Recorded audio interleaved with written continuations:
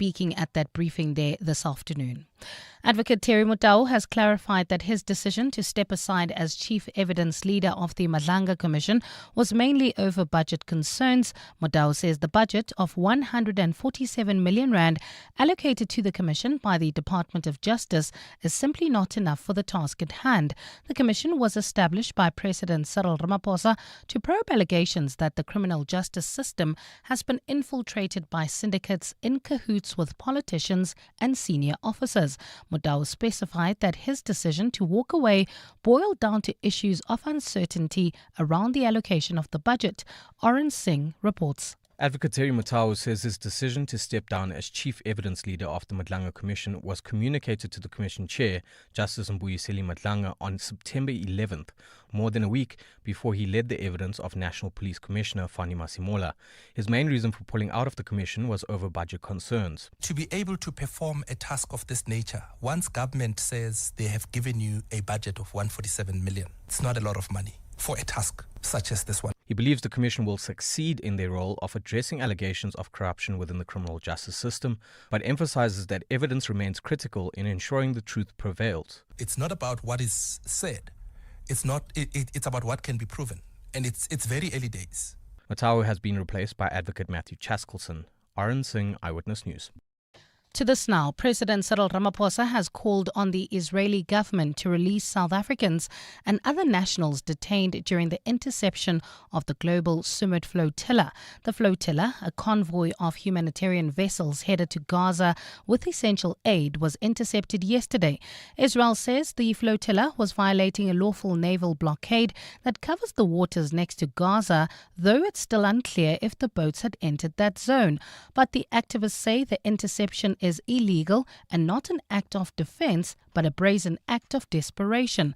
Thando Luhle has more. The presidency says the seizure of vessels in international waters off the coast of Gaza reinforces Israel's ongoing violation of international law and the infliction of suffering, including starvation, on the Palestinian people. 3 South Africans have been confirmed detained by Israeli forces, with government waiting for confirmation on the abduction of 3 other activists. The president is calling for their immediate release and to allow aid to flow unimpeded. Thando Luhle, Eyewitness News. Russia says it's getting the cold shoulder from Western countries represented at the G20 meeting of parliamentary speakers taking place in the Western Cape. Deputy Speaker of Russia's Federal Council, Konstantin Kosachev, says while it was holding constructive talks with other countries represented at the gathering, the same cannot be said about its European neighbours. During a debate on ensuring debt sustainability for low-income countries, Kosachev says Russia supports efforts by developing countries to become more self-reliant. Lindsay Dentlinger has more. Russian MP Konstantin Kosachev says the unbalanced nature of global lending and investment result from neo-colonial policies of the West, which is taking advantage of its dominant position in global finances. Efforts to resolve the debt issue for developing countries must be based on the principles of non-discrimination and equal access to credit from multilateral financial institutions. Kosachev has also taken a swipe at the United Kingdom, Germany and Italy, which during opening statements yesterday spoke about the impact of the war in Ukraine on declining multilateralism. We, the Russian delegation, have here so many bilateral meetings, but not with the Western countries, where we do have certain tensions. We are here to talk to each other. Kosachev's remarks come after the European Union sent €4 billion in frozen Russian assets to Ukraine. Lindsay Dentlinger, Eyewitness News, Claremont. And in Indonesia, rescuers say there are no signs of life under the wreckage of a collapsed school where 59 people are still missing. 13 people have been freed from the debris since rescue efforts began this week. Hundreds of students were inside the 2-story Islamic boarding school building when it collapsed on Monday. At least 5 students were killed and about 100 others injured. The Disaster Mitigation Agency now says rescuers who are using thermal drones have failed to detect any signs of life from under the rubble. Gold is trading at $3,876.84 an ounce. The rand is at 17.18 to the dollar, 23.20 to the pound, 20.21 to the euro, and Brent crude oil is at $65.35 a barrel. Well, at this stage, if you are in the Edenville area heading towards Bedfordview, we still have bumper-to-bumper traffic on the R24 westbound between Edenville Road and the Kilulis interchange. Devland roadworks still causing heavy delays on the Golden Highway between the N1 and Union Avenue. And if you are traveling heading towards Midrand, there's slow-moving traffic in Calvin. This is on the N3 northbound between Marlborough Drive and the Butlu interchange. It's a fine afternoon in Gauteng today. Temperatures have peaked at highs of between 27 and 28 degrees. The top story in EWN this hour. The ANC says it cannot associate itself with characters like Northwest businessman Brown Mokgotsi. EWN, in touch, in tune and independent. For the latest, visit ewn.co.za or download the EWN app. You're with Relebogile Mabotja Live, streaming countrywide on the Prime Media Plus app. DSTV channel 856, 92.7 and 106 FM.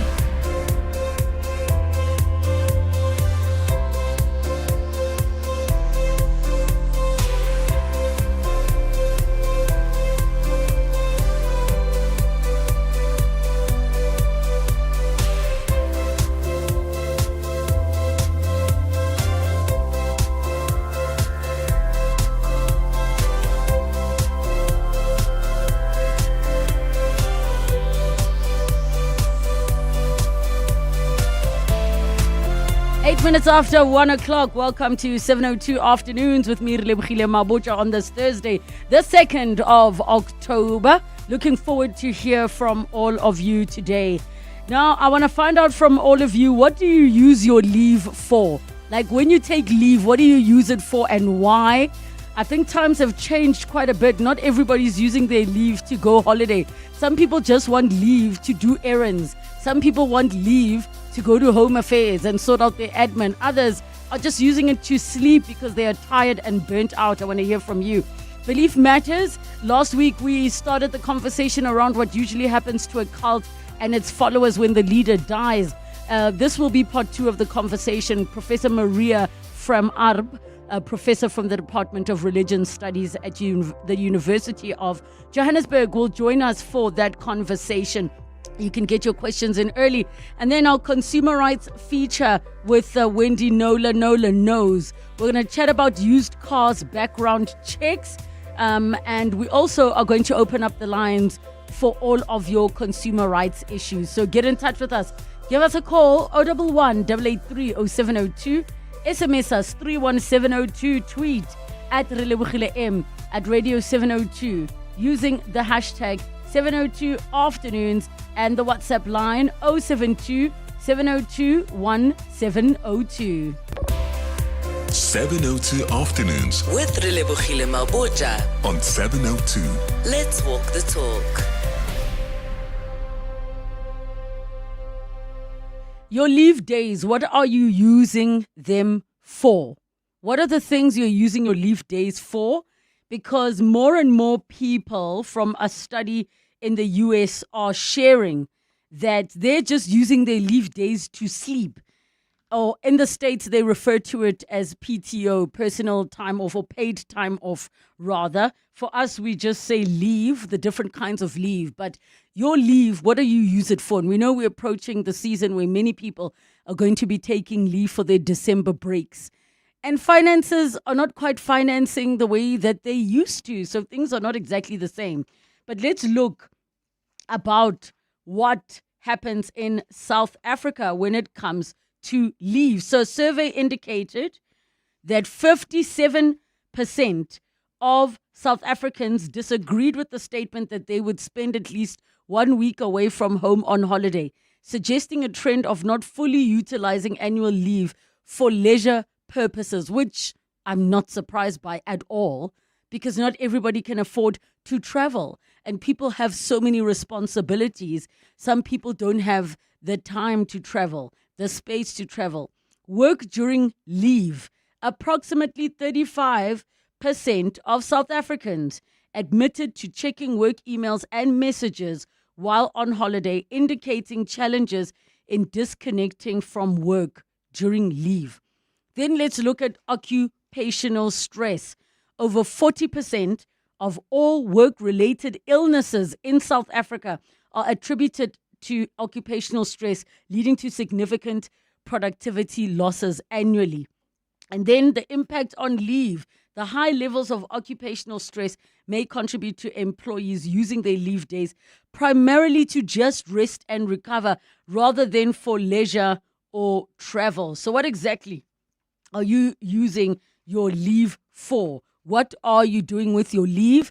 Let me speak for myself when I share that my leave, more often than not, if I'm not on air, it's one of two reasons. Either I am sick or I am working, or sometimes this year more than any other time, I've taken time off to travel because I've really been trying to make an effort to celebrate myself and explore in the year that I climbed onto the 4th floor. So share with us from your side. Leave days, what are you using them for? I know of people who take leave to just go and sleep. Others take leave to do their side hustles, their other things on the side.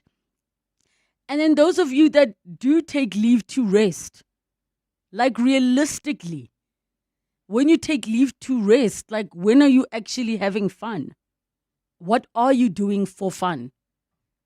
If somebody decides to have a wedding or even a funeral midweek, do you take off work to go and attend and support? I want to hear from all of you. 011 883 0702 and the WhatsApp line 072 702 1702.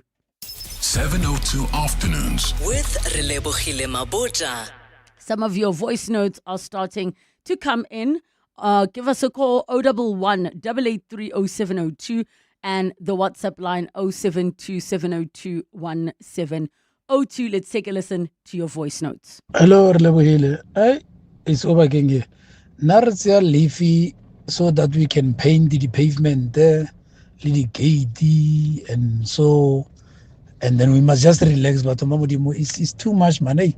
We are just tired. So just take leave just to sit and do nothing. But at the same time, because we cannot hire handyman, so you always try to do certain things by yourself, avoiding to incur more costs, you see. So that's what we do. Thank you. Hello, 702. This is Kama here from Johannesburg. Well, the cost of living is so crazy that basically when I'm due for leave, which is about 3 to 4 weeks a year, I always find a job that is needed for that time that I can do to make money. So yeah, when I take my leave, I basically do jobs to generate more income.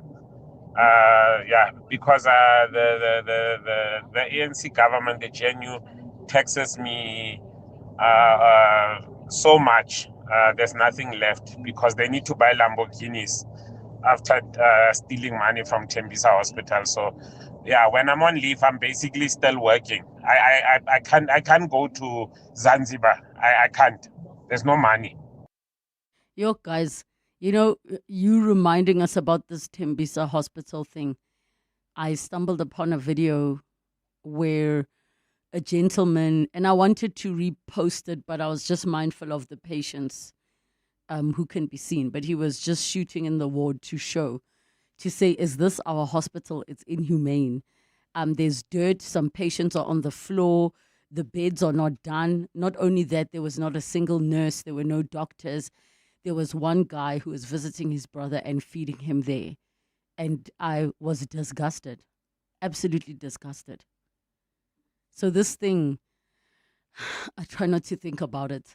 2 billion rand, right? And then the community members of Tembisa and surrounding areas do not have access to accurate facilities. What is happening with our country?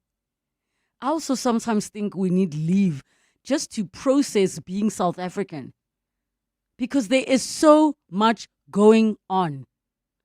If it's not Ket Maikala, it is the commission. If it's not the commission, it's Tembisa Hospital. If it's not Tembisa Hospital, it's kidnappings. If it's not that, it's whistleblowers getting murdered. If it's not that, it is a former minister being found dead in Paris under not so straightforward circumstances. What is going on? I feel like I need leave just to process living in this country. How crazy is the electricity right now? And the water. Some areas just don't have water for weeks and weeks on end. I need leave just to process living in this country. And our president still owes us that Springbok leave day. We'll never forget. Warukolota. Yo, more of your voice notes. Oh, leave for leisure, I see. That's not a thing. I am currently on leave. I've spent a bulk of it preparing for my daughter's birthday and sleeping and resting and reading and switching off. And you won't believe, even during my time off, I still get calls from work, emails from work. Of course, I'm not responding because I'm being intentional about that. But what is leave? It's a myth from Dagabao, anonymous.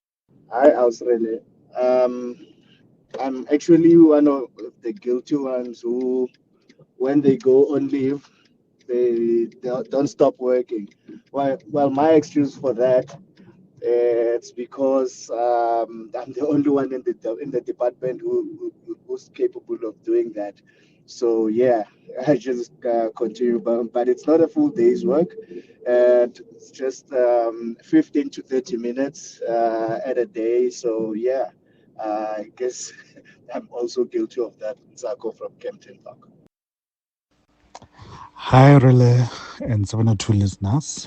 I think I share the same sentiments with a lot of the voice note. We take leave to catch up on your work or to do some of the chores at home. Like the gentleman indicated, to pack the garage, to paint, or improve anything in the house. And sometimes I do take it for my side hustles because sometimes you are required to do something during the week. I take that leave to go do my side hustle. Left in Pretoria, sharp. Hi, family at 702. So usually when I take leave, it's either to catch up on some errands. Like currently I'm on leave, funny enough, and we actually had to go to home affairs, but we didn't know that we had to book and stuff. So it was a waste of a day. But yeah, so we're just currently just doing a couple of other errands. I wish I could travel, but things are so expensive. Anyway, thanks guys. It's your girl Tay Tay. Bye. Thanks, Tay Tay.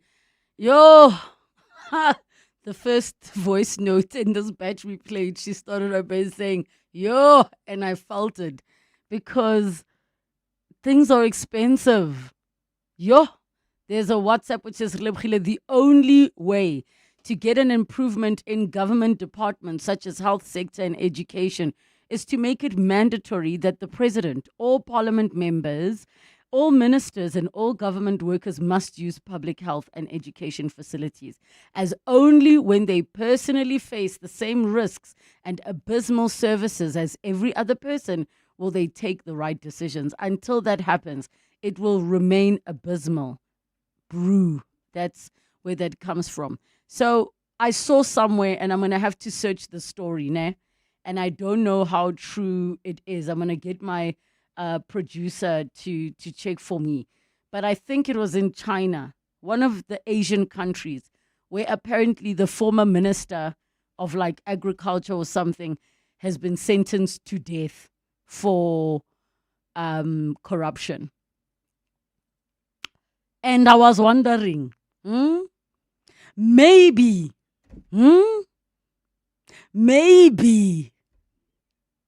because wow.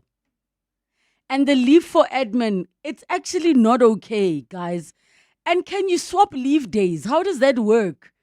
Can you guys trade in leave days? I don't know how that works. And obviously industries and companies are not all the same. Here are more of your voice notes.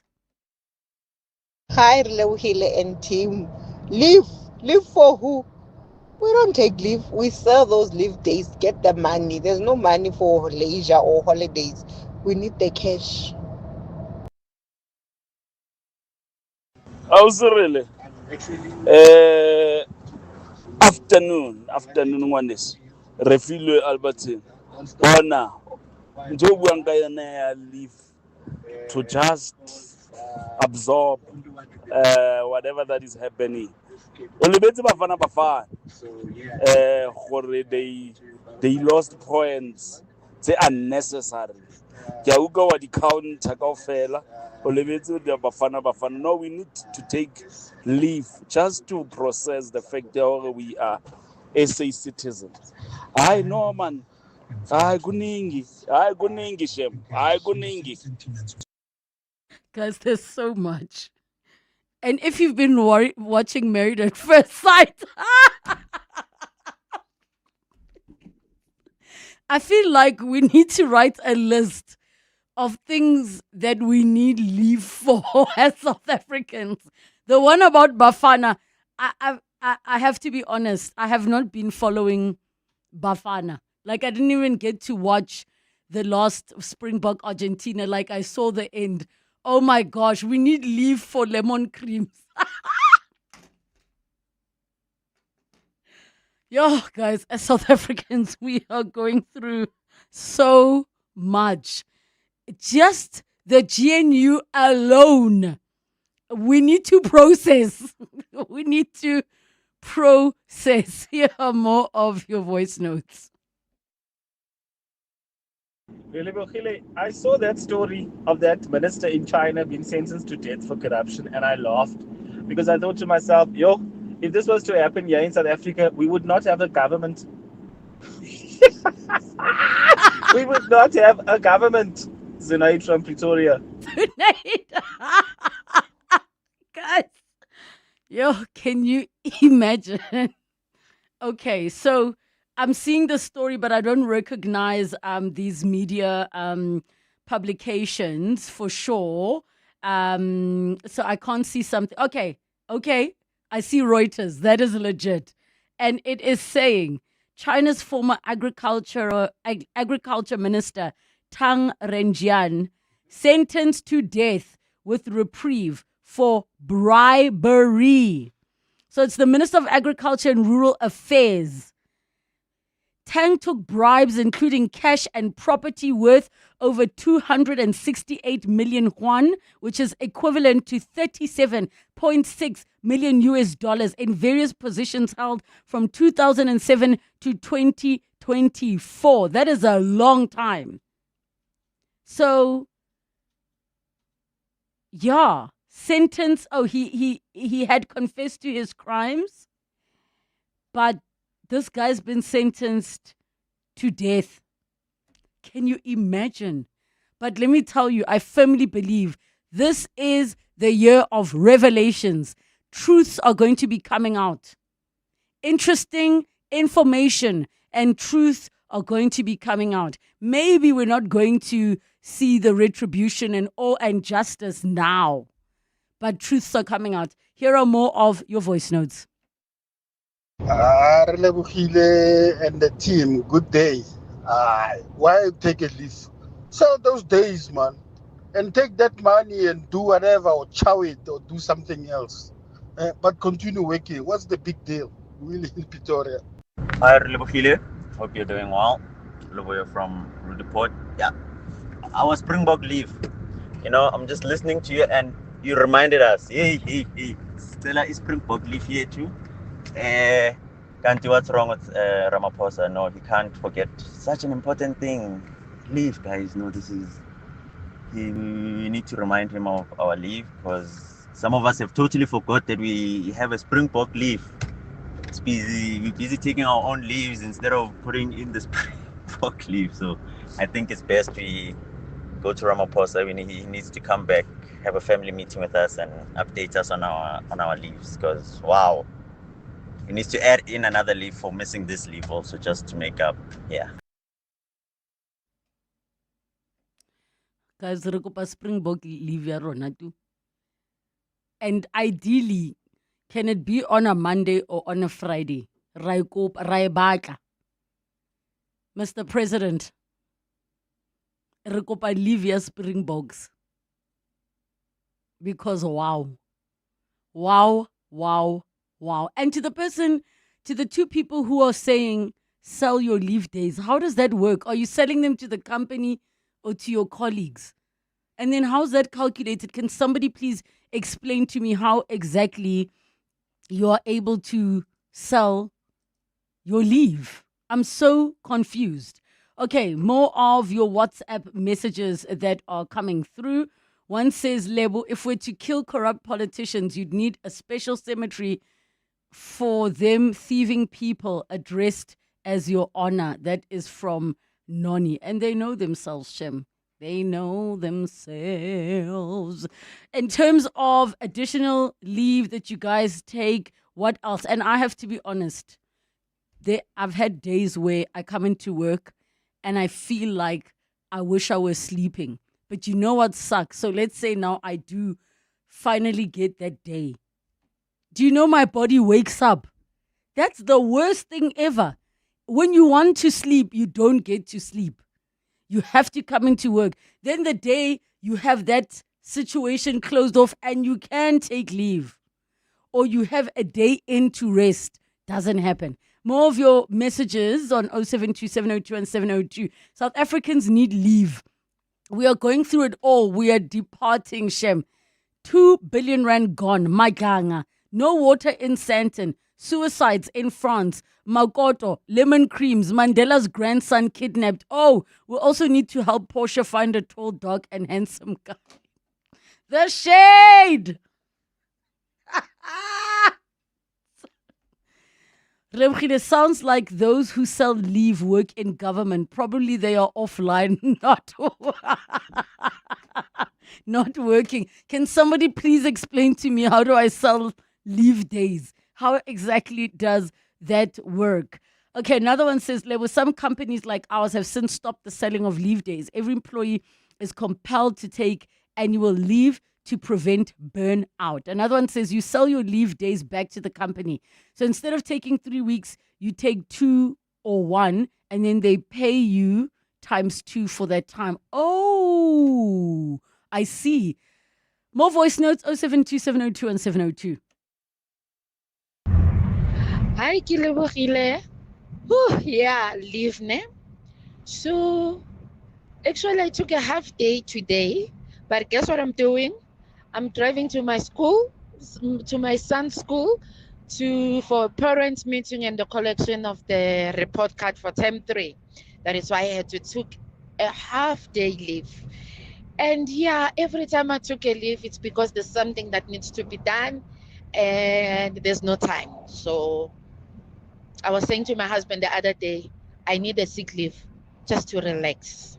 Guys, Nina, you are still looking for your Springbok leave. Now I want the smart city. What happened to the smart city that this man promised us? Now I'm still on the smart city. I've been there ever since. I'm still waiting for the smart city. The same one that our brother there on top was shocked when he traveled through. He promised us a smart city. Next thing he drives within the smart city and he's shocked. Yeah, no. But sharp. I'm dead, but sharp. Because we kind of are like Rick Algrea. Okay, sure. Relebogile, apart from lights, food, and water cost of sewerage, 802 rand 39 cents per month. I'm tired. Guys, the tired we are is TAYAD. Tired. Yo, it's 1:30. Time for your latest Eyewitness News headlines. Good afternoon. Thanks, Relebogile. Good afternoon. The Department of International Relations says the body of South Africa's ambassador to France, Nathi Mthethwa, is likely to be back in the country by next week. Mthethwa was found dead at a hotel in Paris on Tuesday. The circumstances surrounding his death are still under investigation. Meanwhile, the ANC has sent a delegation to the Mthethwa home in Gwambonambi in the north of KZN. The ANC says it cannot associate itself with characters like Northwest businessman Brown Mokgotsi. The party has been giving feedback today on the outcomes of the National Working Committee meeting. During the testimony of Crime Intelligence boss Dumsani Khumalo at the Madlanga Commission of Inquiry, Mokgotsi was accused of siphoning money from the likes of dodgy businessman Vusumuzi Matlala in the name of the ANC. And Finance Minister Enoch Godongwana has introduced the Special Appropriation Bill in Parliament to get more money to address the shortfall caused by the withdrawal of health donor funding by the United States. The bill will see an additional amount of 754 million rand going to the health budget vote for the 2025-2026 financial year. Those are the headlines this EWN and more at 2 or as it happens. EWN Traffic. At this stage, if you're heading towards Bedford View, that's in the Edenvale area. We still have bumper-to-bumper traffic. That's on the R24 westbound between Edenvale Road and the Kilulis interchange. Also leaving the Joburg CBD heading towards the Rivoli area. Traffic is a bit sluggish on the M2 westbound between the Crown interchange and Main Reef Road. We still have those roadworks causing some delays. That's in the Devland area heading towards Eldorado Park on the Golden Highway. That's between Union Avenue and the N1. Also heading towards Midrand, leaving Alex. There's slow-moving traffic in Kelvin on the N3 northbound between Marlborough Drive and the Patlu interchange. And also still look out for those faulty traffic lights in the Rand Park Ridge area at Bayers Nodia and the N1. If you come across any other traffic issues, please WhatsApp us on 072 702 1702. There's more EWN on air, online, and on the EWN app. Bongani Bingwa, 702 Breakfast. Weekday mornings, 6 to 9. My purpose, Bongani, is to explain things that haven't come out yet. For example, the timing of when I decided to leave the commission, which up to this stage, it is assumed that it was a decision that was taken as a sudden decision during the course of evidence being given. And it's not correct. Tell us why. Bongani, to be able to perform a task of this nature, once government says they have given you a budget of 147 million, it's not a lot of money for a task such as this one. Advocate Terry Mutau. Bongani Bingwa, 6 to 9. On 702. Do you want to be a legal eagle and get your foot in the legal industry? The Law Society of South Africa has something for you. Register for a 1-year national certificate in paralegal practice with the preferred legal education institution since 1998 and start your journey as a paralegal today. To register or find out more, visit lssalead.org.za. That's lssalead.org.za. The Law Society of South Africa. At the heart of global conversations shaping our future, Africa's voice is more important than ever. As proud lead sponsor of the B20, the Standard Bank Group is honored to showcase the continent's growth, partnerships, and potential on the world stage. Because driving Africa's growth isn't just our ambition, it's our purpose. Tune in every Monday from 3 p.m. for the Standard Bank B20 in brief for key insights and updates around the B20. Standard Bank is an authorized FSP and registered credit provider. So Taryn, you've just graduated cum laude, but nothing says you're a genius quite like selling your car to WeBuyCars. Absolutely. My car was an 18th birthday present and it's time to move on to something a bit more mature. So where did you hear about WeBuyCars? All of my friends are using WeBuyCars. I would have had legit FOMO if I hadn't used them. And it was so quick. I did it on my laptop while sending around my CV. Smart move, Taryn. Graduated and upgraded. WeBuyCars. Geared for success. Geared for you. Coming up, your chance to win up to 5,000 Rand with Stellantis on 702. Send us a WhatsApp voice note of your car's name, the story behind it, plus your name and ID number to 072 702-1702. We could be calling you to win on this Name Your Car Day. T's and C's and more on primemediaplus.com. Your voice. Your life. Your afternoon radio. On 702 Afternoons. With Relebogile Mabotja. 24 minutes to 2 o'clock. We now are going to be moving on to our Belief Matters feature. And we're going to be hearing from all of you on 011 883 0702, the WhatsApp line 072 702 1702. 702. Belief Matters. Exploring culture, traditions, religion, and the beliefs that shape our world. Belief Matters time, and today we are picking up on our conversation that we had last week. What usually happens to a cult and to its followers when the leader dies. And we're joined again by Professor Maria from Arp, who is professor from the Department of Religion Studies at the University of Johannesburg. We take your calls on 011 883 0702 and the WhatsApp line 072 702 1702. Professor, thank you so much for coming back to chat to us. Such a pleasure. Thank you for having me, and good afternoon to you and to the listeners. Just to do a quick recap of our first conversation, where initially you were sharing that what usually happens when followers are a part of a cult and the leader dies is that there have been situations where they all choose to go with that leader. What were the other scenarios that have been observed over time? So sometimes people will leave the cult when the leader dies. And other times, if the people don't kill themselves when the leader has killed themselves, the cult might be taken over by either a very close disciple of the leader or by one of his or her children. It's quite usual for one of the children to take over.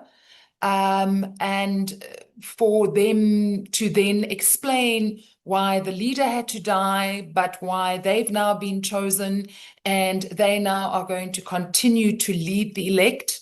Very often they'll have another end date in mind, which people will then start working towards.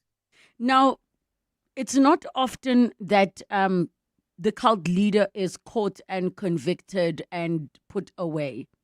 Why is that the case?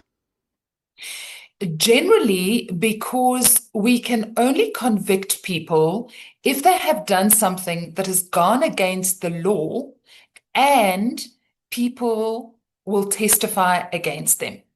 So one of the first things is that because of the way cults work and the way they brainwash people, very often part of that process is to tell people that the political systems are of the devil, that school systems, if you think of the Seven Angels cult, school systems are of the devil and children don't need to go to school, and that the police are bad and evil. So you must never go to the police. So that's the first thing that they do. So people who are in these cults won't go to the normal mechanisms that people would normally go to if they were being harmed in some way. Secondly, harm is usually understood as some type of blessing. So in cases where cult leaders have raped women and children, what we would see as rape is understood in the language of the cult as being blessed by the leader. Because you were chosen. Oh. Yeah, this all-important word, being chosen. Yes. Yes. Yeah. In terms of, because I think you're pointing out to some important things about the fact that if nobody is coming forward to testify where they've already been brainwashed to a point where they already believe the system is unjust and is not in favor of them and is maybe preventing them as the chosen people from getting whatever is to come. There is that other cult leader whose name I can't remember, but I think he was the one that had multiple wives, some as young as 10 years old, 9 years old. And my understanding is that he still runs the cult from prison. Yep. Yeah. How does Yep. that That's work? very common. Because people are brainwashed and they understand him as being the chosen. He is God's elect. And it is just the prison system and the judicial system that don't understand what's going on. One of the most interesting pieces of research I did around this was the Omatosi trial a Yes. number of years ago, the first one, which Cheryl Zondi brought forward. I was actually analyzing the social media posts and how his followers were defending him and bad-mouthing her was just phenomenal. They really, really believed that she was a chosen person and she should be grateful that he had wanted to have sexual intercourse with her. I absolutely struggle with that one. What are we seeing in South Africa at the moment when it comes to cults? Because I observe that the trend is pretty much, it is painted as a religion, usually a form of Christianity. And maybe you can just share with us what the general field looks like when it comes to cults in South Africa, because I've even seen people on TikTok sharing that, oh, I met someone so nice, so friendly. They invited me to their church and it was like lovely. And then fast forward to a few weeks later, it's like you're expected to be there 3-4 days a week. And if you miss cell group, you're like ostracized. I was like, this sounds a little culty to me. Okay, so firstly, a lot of attendance at church or any kind of religious organization is not a cult practice. I mean, there are people that, for example, are Catholic and will go to mass every day, and their church is definitely not a cult. But when you are being sucked into something and you're being told that the majority of systems in the world are wrong, the way everybody has understood a religious text to this point is wrong, that the leader has key knowledge and understanding, that you have to give up certain aspects of your life in order to join, that you have to do a number of rituals that may feel uncomfortable. This is when you start to be in the realm of a cult-like institution. And in South Africa, we are seeing a rise in the number of Christian organizations that would fall under this particular umbrella. Very often they are sort of prophetic Pentecostal type churches with a particular type of prosperity theology that they are teaching, and where they have interesting takes on varying types of African traditional practices.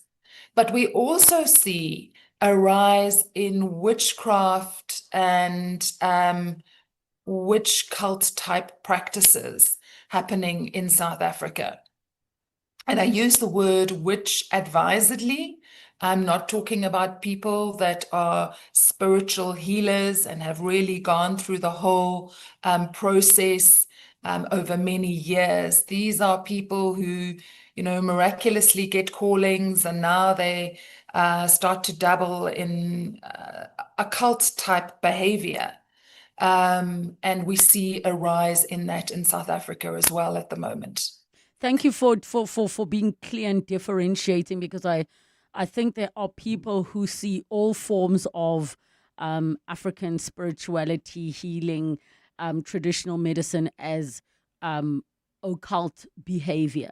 But there is a very clear, distinct things like callings are real, or having a gift to heal or to see, and it's not unique to Africa.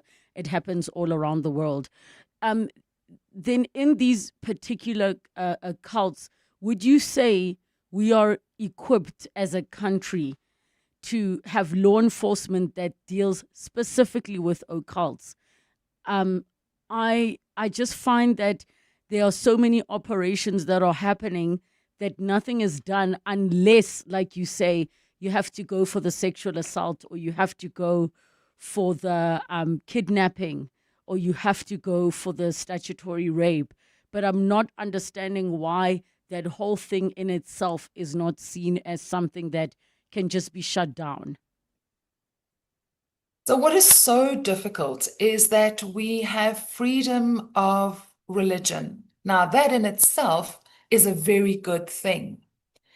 But how do we say what reading of different types of religion is considered good practice and what is considered as harmful practice?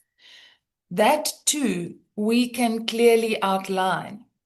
For me, the bigger difficulty comes in how do we help the citizens of South Africa recognize cult and occult type practices.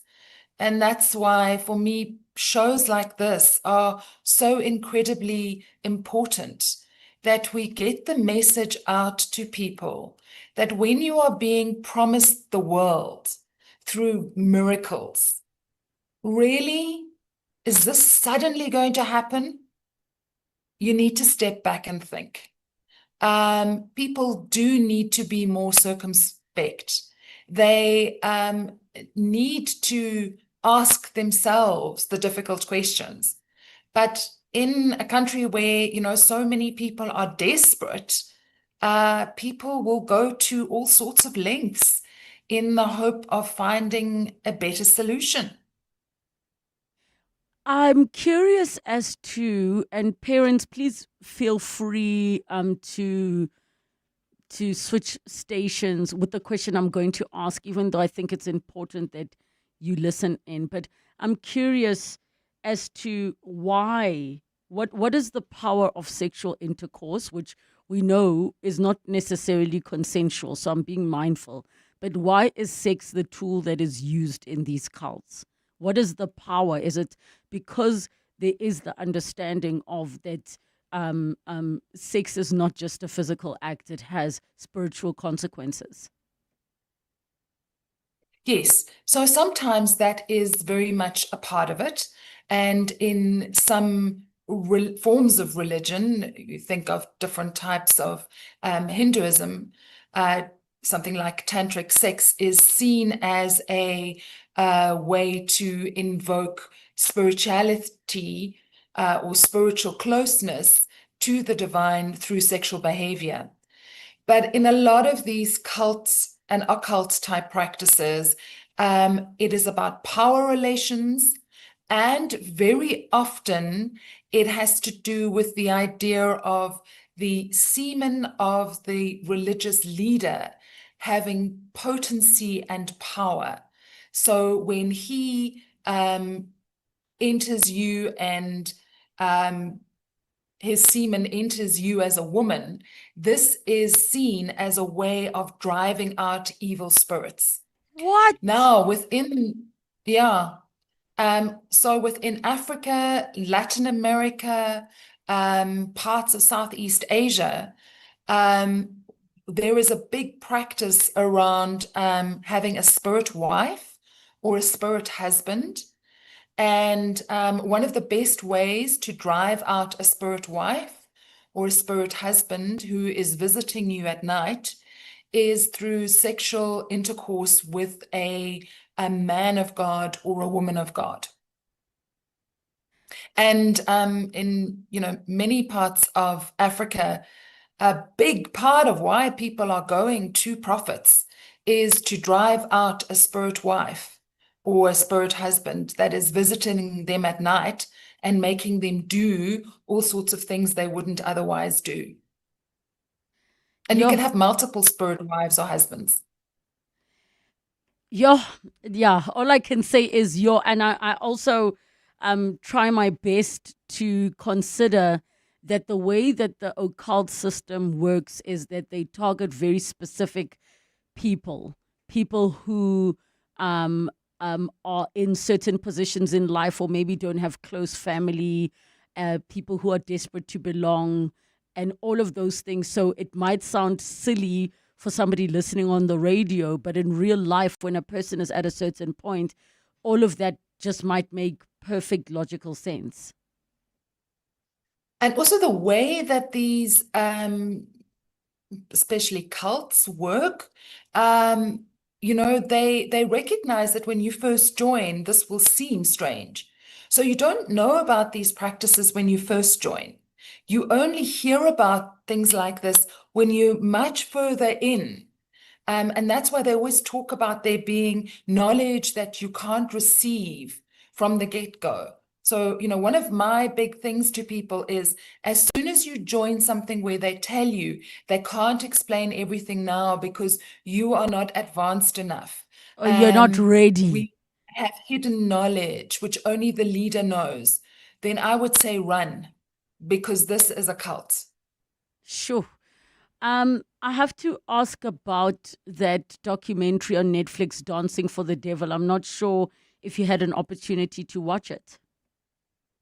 No, sorry, not yet. So, in summary, it's a group of young people who ended up moving into a house, and they started doing these TikToks where they dance and do choreography and stuff.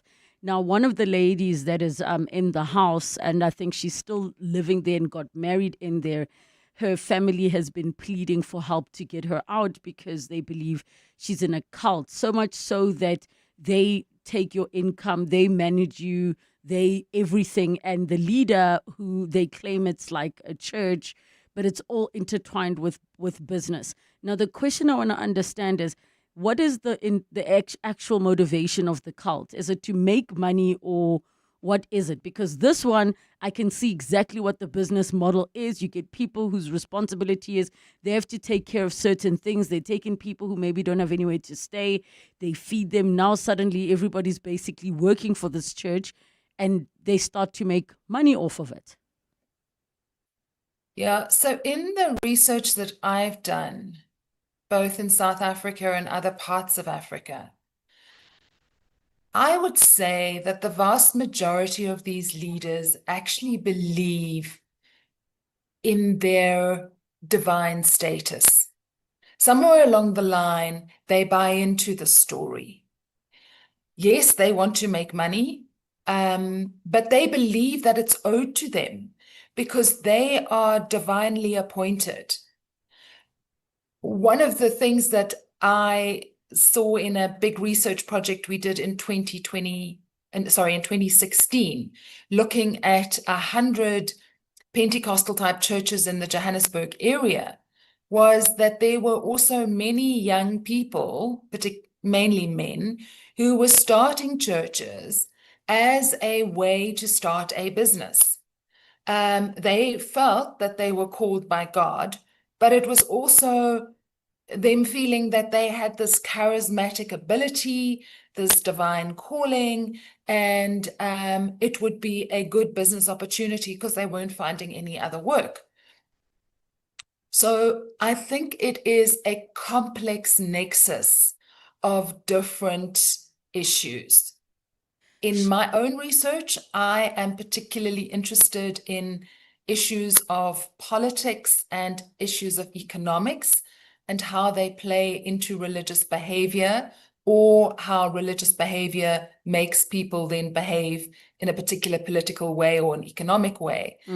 And what I see is the more people have limited access to financial resources, the more they try and find alternate strategies to increase their own income. And for many people, joining these type of churches or groups is actually a strategy for survival. There's a WhatsApp that says David Koresh, the cult leader, stockpiled weapons, and him and his followers attacked the police and were killed. This was in early 90s in Texas, I think. And I really find all of this so fascinating. Another WhatsApp says, I belong to a cult. It's called South Africa. Professor, I know we're going to be chatting to you again. You're a wealth of knowledge. Thank you so much for your time. Any other things you want us to discuss on Belief Matters? 702 afternoons at 702.co.za. Unlock exciting bonus prizes when you top up your Betway account with a Betway Bucks voucher. From millions in cash and bonuses to extra bets and so much more, every top up is a chance to score big. Head over to leading retailers, including Pick and Pay, Checkers, Pep Stores, and Incredible Connection, and top up with Betway today.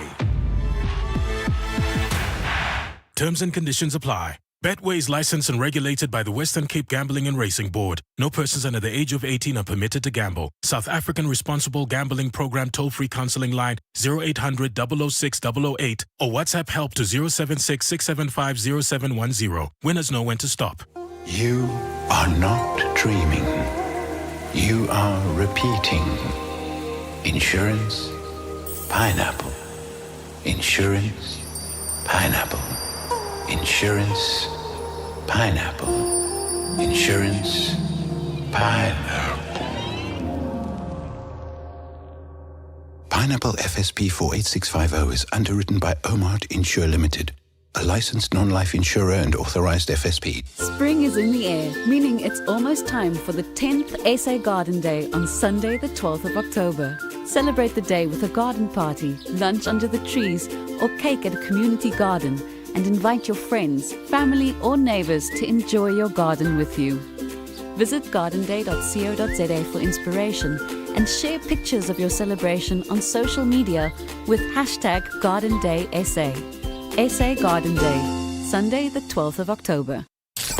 Celebrating you and yours with your share of 20,000 Rand. This Name Your Car Day, thanks to Stellantis on 702.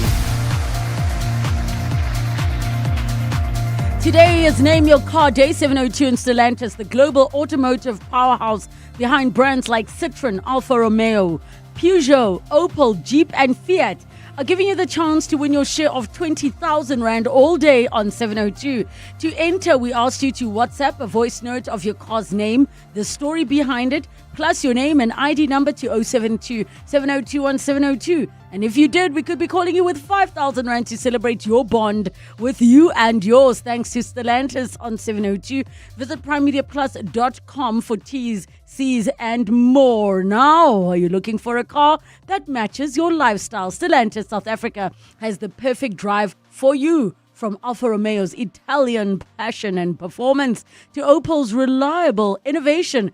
Prefer French flair? Peugeot brings sophistication with Peugeot Commercial. Reliability meets style for bold simplicity. There's Citroën Adventure. That's Jeep, built for freedom on and off the road. Want compact and fun? That's Fiat. And the future, it's here with Leap Motor, driving new electrified solutions no matter your needs. Stellantis speaks your language. Now, we put the call out. And we have somebody on the line. Yvonne from Linden, how are you? Good, much better now, thanks. How are you? Good. So, you have to tell us, what are you driving? So, Relebogile, our family vehicle is called Snowy. Ooh. And, yes, and Snowy was christened Snowy by our oldest daughter. At the time, she was 7. And Snowy was the bigger car. And we had Snowflake. Snowflake was the smaller hatchback. And before that, we had Sylvie. But now Snowy is the one that's serving us faithfully. Oh, my goodness. Can I guess that Snowy is white? Absolutely. You know, kids, they keep it simple. I love it for you. And I have to say, I feel like you need to congratulate your daughter, because congratulations to you. You've won 5,000 Rand for you and yours. This Name Your Car Day, thanks to Stellantis on 702. Snowy and Snowflake. Yvonne, stay on the line so we can take all of your details. Now, for your chance to win later on 702 Drive with John Pullman, WhatsApp a voice note of your car's name, the story behind it, plus your name and ID number to 072 702 1702. T's, C's and more on primemediaplus.com. This is EWN. Good afternoon, I'm Bali Zamini. The Department of International Relations says the body of South Africa's ambassador to France, Nathi Mthethwa, is likely to be back in the country by next week. Mthethwa was found dead at a hotel in Paris on Tuesday. The circumstances surrounding his death are still under investigation.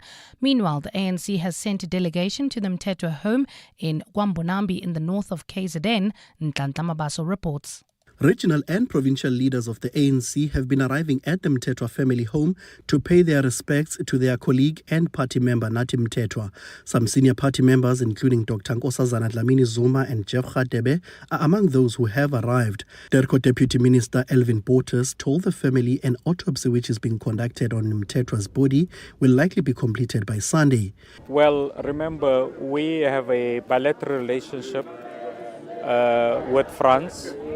So we await the conclusive outcomes from the French authorities, which we do anticipate the initial preliminary investigations will be completed by Sunday. He also says the body should be returned to South Africa by next week. Bottas says all formal processes will be communicated with the family. Nhlanhla Mabaso, Eyewitness News, Kwambonambi. The ANC says it cannot associate itself with characters like Northwest businessman Brown Mokgotsi. The party has been giving feedback on the outcomes of the National Working Committee meeting. During the testimony of Crime Intelligence Boss General Dumsani Khumalo at the Madlanga Commission of Inquiry, Mokgotsi has been accused of siphoning money from the likes of dodgy businessman Vusimuzi Matlala in the name of the ANC. ANC Secretary General Fikile Mbalula says if Mokgotsi is a member of the party, then he is a bad one. ANC can't associate itself with such bad behavior. Siphoning money in the reports and all of that, involved in this and that, illegal missions and all of that. ANC can't pride itself of such people if they are its members. And they will face the full wrath of the ANC.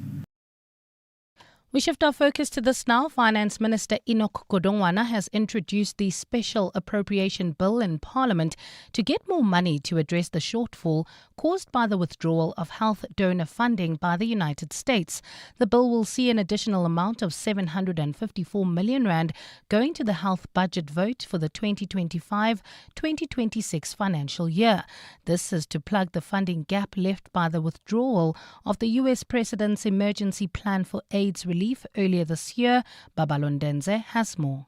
Before its withdrawal, PEPFAR had contributed to the country's HIV response and supported 27 HIV/AIDS districts out of 52 districts in 8 provinces. The Health Department had asked Treasury for assistance with some of the funds expected to go towards the South African Medical Research Council to support health researchers across the country. The Special Appropriation Bill says an amount of 754 million rand is appropriated from the National Revenue Fund. It further states that the bill must be dealt with in accordance with Section 75 of the Constitution, since it's a money bill and must be adopted by Parliament's 2 houses. The bill says the state law advisors and National Treasury are of the opinion that it's not necessary to refer the bill to the National House of Traditional and Khoisan leaders, since it doesn't contain any provisions pertaining to traditional communities. Babalondense, Eyewitness News.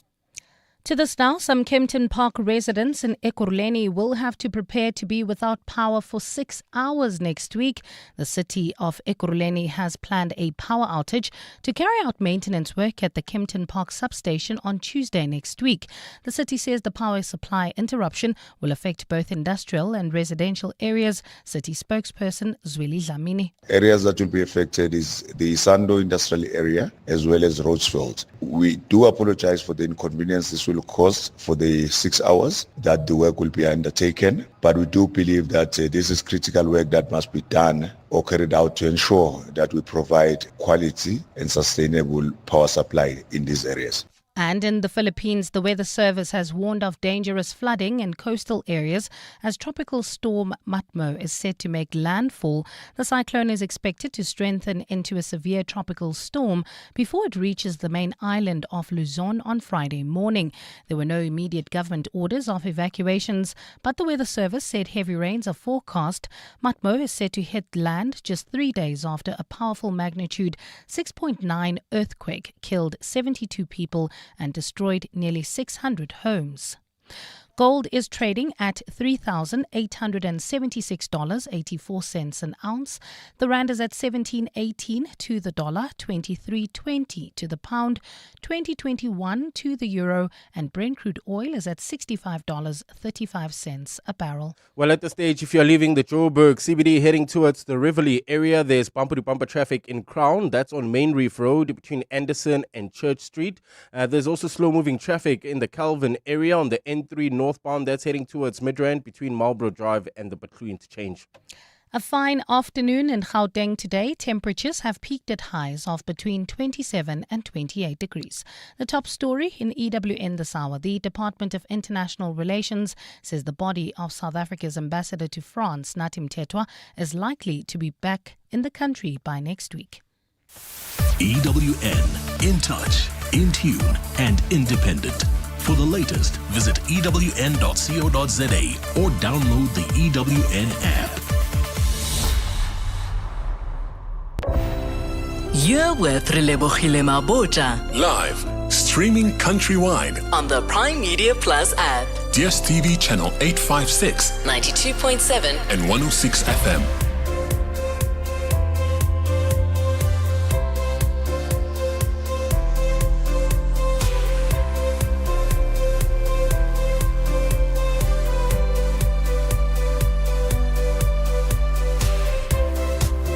Minutes after 2 o'clock, the second and final hour of 7:02 afternoons with me, Relebogile Mabotja. Our conversation earlier on, after we spoke in our Belief Matters feature, I got a WhatsApp that said, Relebogile, we need a day of leave just to take in what you were talking about with your guests now about the cults. I feel the same way. I definitely feel the same way. Well, it's a Thursday, and as we do on a Thursday, Wendy Nola is joining us for our consumer rights feature. Nola knows your calls on 011 883 0702, SMS us 31702, tweet at Relebogile M at Radio 702 using the hashtag 702 afternoons, and the WhatsApp line 072 702 1702. 702. Nola knows.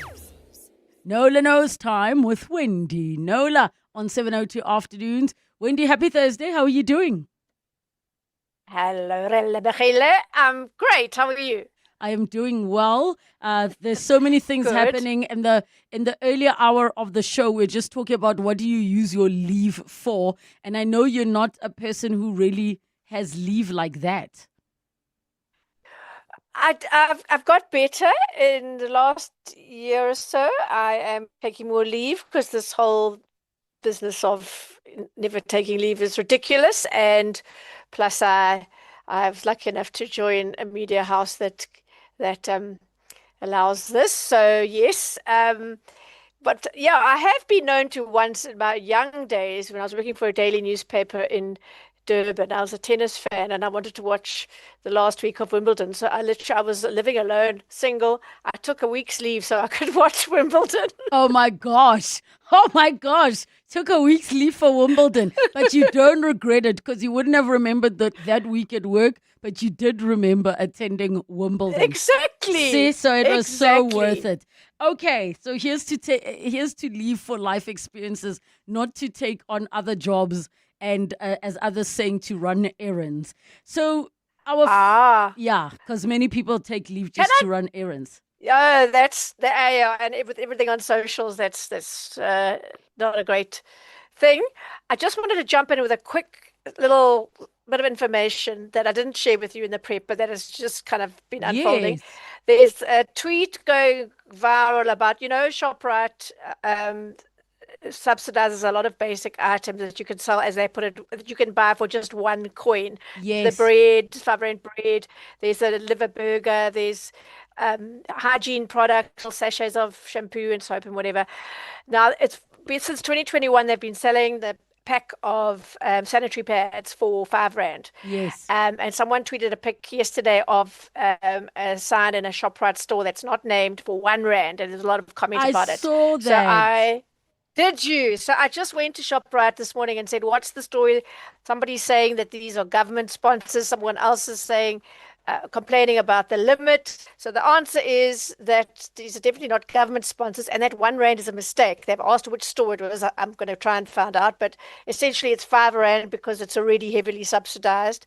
And they limit it to 3 per customer because although some people might be well-intentioned about giving them to charities and orphanages and whatever the case may be, there will be those obviously who buy a heap and maybe resell them or whatever, and they want the intention is for these to go to the girls and women who need them the most. So that's the story. It's 3 per customer still. It's heavily subsidized by ShopRite. Yes. And it's R5 a pack, not R1 a pack. So that is most likely been corrected now. And this isn't some kind of super special on the sanitary pad. Sorry about that. But R5 is still a very good deal. And I have to just say, Wendy, shout out to ShopRite, because people, at least once a week, I see people posting that ShopRite will always show up for, those who don't have. So there'll be a R5 meal of pap and something else. Yeah. So they will always cover you. And I know we often call people out on this show, but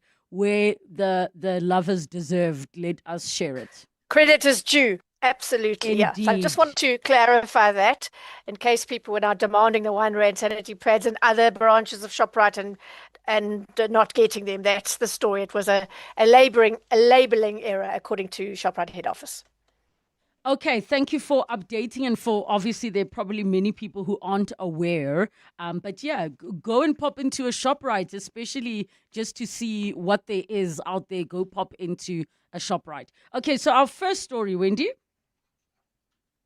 Okay, so used cars offer a lot more value than new ones, and what we're earning on average as South Africans is just not keeping pace with the cost of new cars. So new cars are a very viable option, but as long as you're prepared to put in the hard work, some of it not so hard, as we're going to talk about in a minute, to do some basic checks.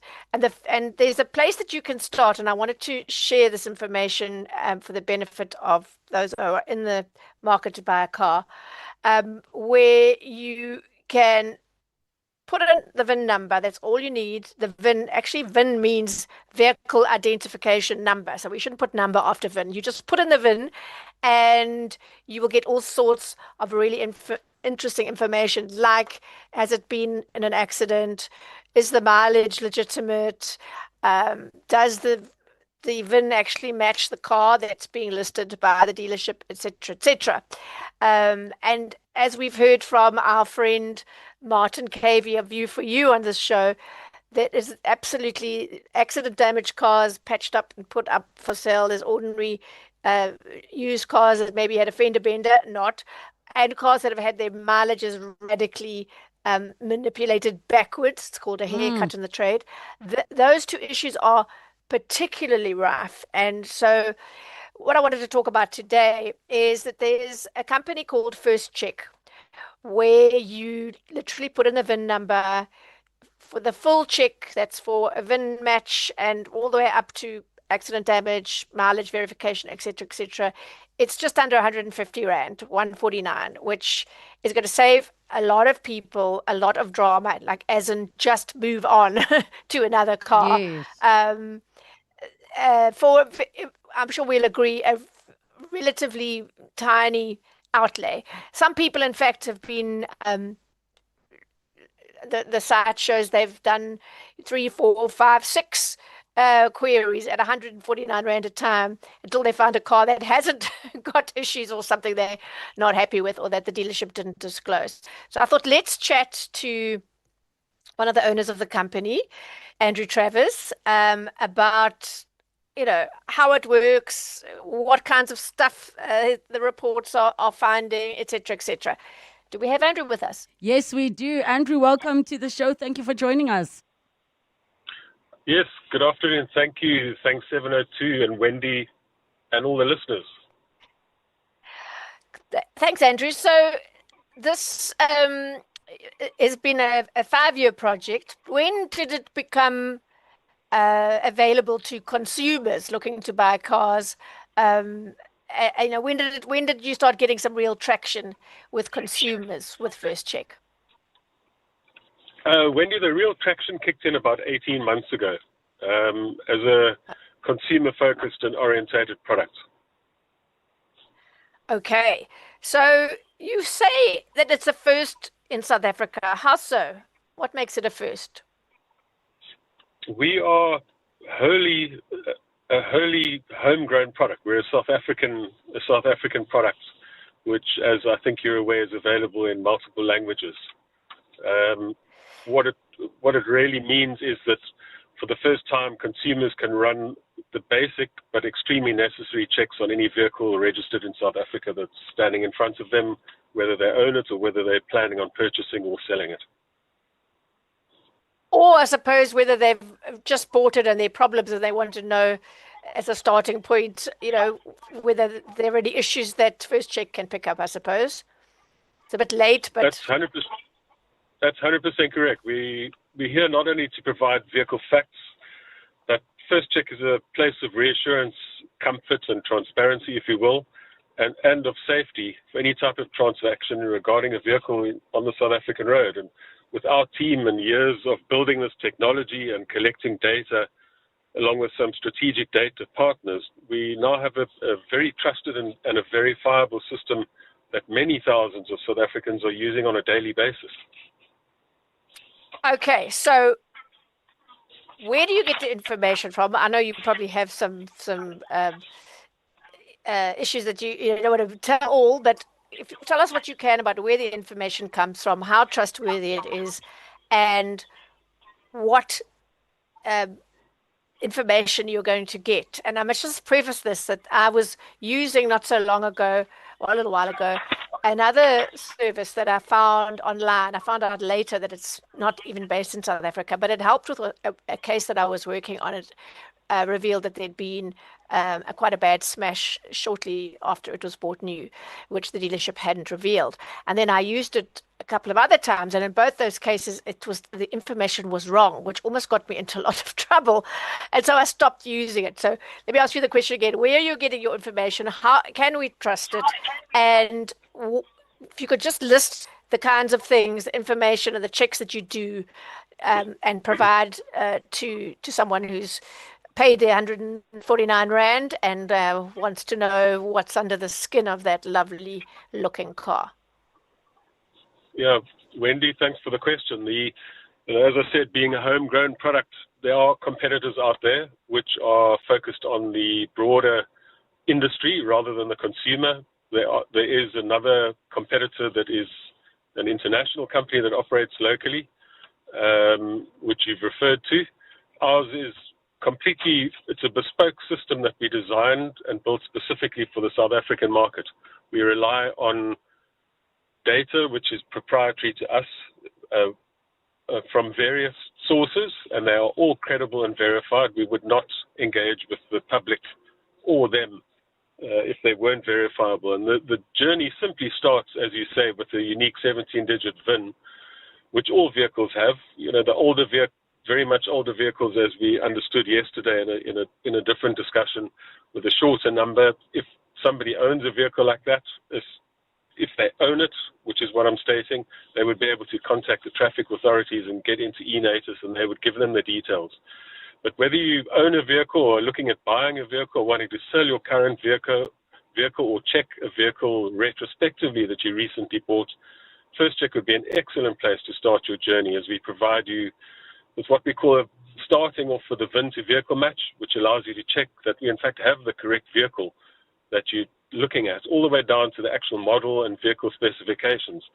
And once First Check has verified the VIN number, the detailed customer value journey begins.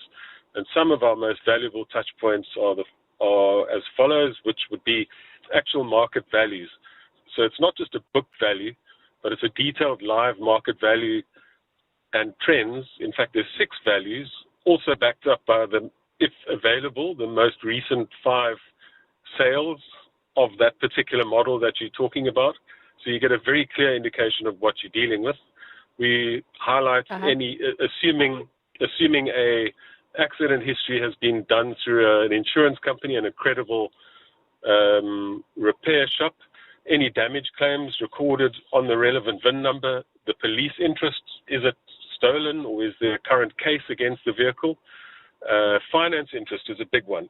Is the title holder the owner of the VIN related to the vehicle? Is it the owner or is it a bank? Very often we have people coming back to us and saying they bought a car that they cannot get the papers for because it's actually financed. You cannot buy a car, or you will not get the papers if the car belongs to a bank. Also, the microdot status. I get that too. Did the VIN have a microdot installation at birth? These days, all new vehicles will come with a microdot. Some of the older ones wouldn't, but it's an added peace of mind for physical inspections. And then the vehicle specifications. Quite importantly, what color is it? The engine capacity, the fuel consumption, etc. A number of touch points, as well as the standard features of the vehicle from the OEM. Okay, and so now I'm sitting down, I've gone into your site, I've put in the VIN number. How long do I have to wait for all that information to flash up on my screen? Wendy, the moment that you put the VIN in, it will we will notify you, or the system will automatically notify you that you've got a VIN match. Then you have an option to select your report. You can do a standard VIN match, which is 49 Rand, or you can do a valuation, which is 99 Rand. But we always recommend the full valuation, or probably the full report, which is 149 Rand. And the whole process of getting a report from firstcheck.co.za costing 149 Rand takes approximately 2 minutes to generate. And when you think that should you buy a lemon, as what we've seen this week, and you would have seen it as well, with 2 dealers taking 3 years to settle a claim as demanded by the Ombudsman, in other words, returning the vehicle. In that 3 years, the consumer would be liable for depreciation and usage, which is, it's not a good end result. Drawing a first check report is a much more sensible way to start your journey. I want to just correct you on something there, Andrew, because I'm finding it a lot in complaints I'm getting where the dealers say we're going to deduct for depreciation. That's not a thing according to the Ombudsman. I checked. They can deduct for usage. In other words, AA rates applied to how much mileage they've put on the car since they bought it and now want to return it. But depreciation is not part of that deduction. But it somehow got out there because I think dealers are saying it, and consumers are believing it. Depreciation. They're not allowed to factor in depreciation. Sorry, I just thought I'd throw that in because I've been meaning to explain that on one of my platforms. Okay, how are we doing, Relebogile? Do we need to take a break? I just wanted to get into some of the kinds of reports. No, we don't. We can continue and go into it. Yeah. Great. Okay, so first of all, before I ask you to give us some examples of some of the reports you've shared with me, some eye-opening ones, what sort of feedback have you been getting, if any? I mean, most people would pay the money, get the result, and move on, whatever it is. But are you getting some satisfying feedback from people who've got a report off your site and have, either dodged a really bad deal, or they've wanted to sell a car, or dealers given them a valuation and they want to go and check, and they found out actually I should be getting about 30k or 40k or 15k more, and being able to get that? If you could just share some of the impact of the site with us that you know of. Yes, indeed, Wendy. Just on Heritage Day, as I was at a braai and I bumped into a chap who he actually had no idea I had anything to do with First Check, and he was talking about he was selling his wife's vehicle to a very credible dealership in Cape Town, and they offered him a price which he declined, and he subsequently drew a First Check report and went back to them with it based on the numbers, the six valuations and the condition and the mileage of the vehicle, and without skipping a beat, they gave him an extra 30,000 Rand for his vehicle. And we get constructive feedback mainly from women and the spread on our site, the spread on our site is pretty much 50-50 male and female, and we have a very good reach.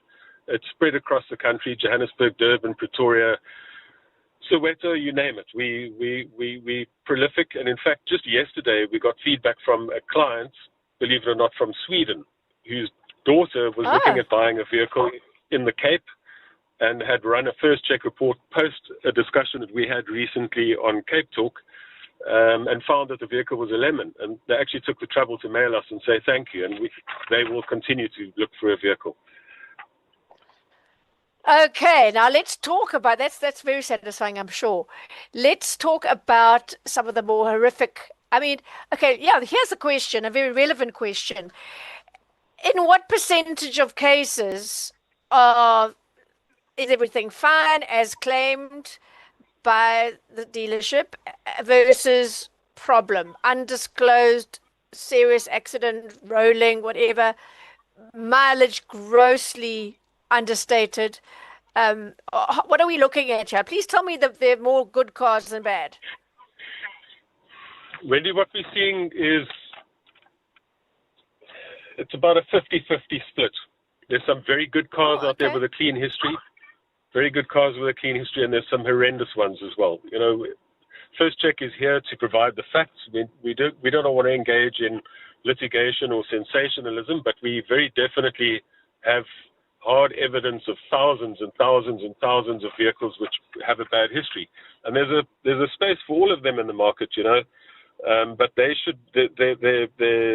selling price should be adjusted accordingly. And one in particular, this week we had was a popular diesel LDV Bucky, which in 2018 had 480,000 kilometers on the clock.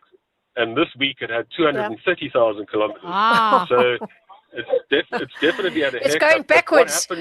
It's going very much backwards. The question is, what happened to the mileage between 2018 and 2025? So you're probably looking at a haircut of about 500,000 kilometers.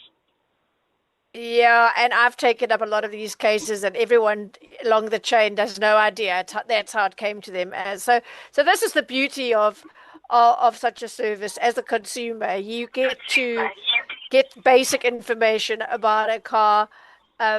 As a first, I mean, your name says it all, First Check. That should be your first check. And then, I mean, as regular listeners will know, I'm all about, you know, if you can avoid buying a car long distance, like doing everything digitally, fine, you know, those, rather do that. I mean, you could say, well, I've seen the videos and the photos of the car. Well, who took the video? I mean, and there's a lot that can be missed out. And drive the vehicle, not only for this, to find out if, you know, there's a serious jerk or it's pulling to one side or there's a terrible noise, but you also just the ride, the car just might not suit you. It might be fine and not suit you. So I'm all for get the basic information, and then, you know, if you don't know anything about cars, get a professional in to, you know, take it for a test drive, look under the bonnet, do all those extra checks. But for 149 Rand, this is a really good way to just do an initial elimination or get peace of mind before you carry on with your further checks. So I think it's a great consumer service. And just before we get to news, Andrew, do you ever get any? Have you ever had any challenges from dealerships who've had someone who's got one of your reports go back and say, I'm not interested in this car anymore? Look, this is the actual story. Has there ever been any comeback of that kind from the seller of the car? There has been. About a month ago, there was a gentleman that was looking at buying a Mini Cooper S convertible, which was being offered to him without any accident history or any mechanical history. And he did a report on the vehicle, and it came back with quite an extensive accident history and a mechanical claim. So, you know, we do not get involved. As I said, we will avoid sensationalism or litigation. That's not our model. Our model is to, as firstcheck.co.za, is to be completely transparent and provide the facts. We do not engage with dealerships. although we are seeing an increasing number of dealerships using our service, as well as loss adjusters and insurance brokers, which is very, very pleasing for us.